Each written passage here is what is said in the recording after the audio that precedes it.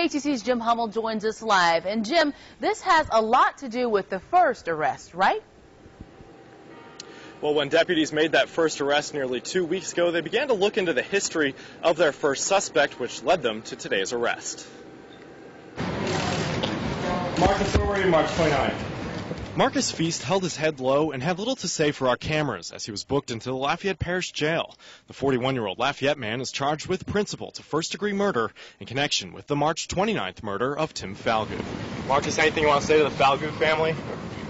The evidence that we have points to that he was not involved in the actual attack or the robbery itself, but just the driver of the vehicle.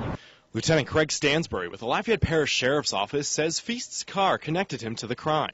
When Aaron Richards was arrested 2 weeks ago, investigators searched his name in a database and found that the morning after Tim Falgout was murdered, Lafayette marshals pulled over a car with Richards in the passenger seat. The driver of the car, Marcus Feast. When we interviewed that marshal officer, he advised that Richards was a passenger in this vehicle. So with that information, knowing that Richards was in a gold Mercedes-Benz, we looked back on the tape.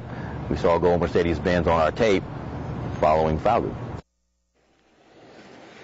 You may remember that tape that you just saw a portion of was taken from a home surveillance system about a quarter of a mile away from the murder scene in Youngsville. And investigators, they have not released the portion of the tape with that gold Mercedes-Benz on it, but they do say that Feast was the driver of that car. He's being held here at the Lafayette Parish Jail on $100,000 bond, and he does have a bit of a criminal history. We'll get into that coming up tonight in our 6 o'clock show. For now, we're live in Lafayette. Jim Hummel, KTC TV3.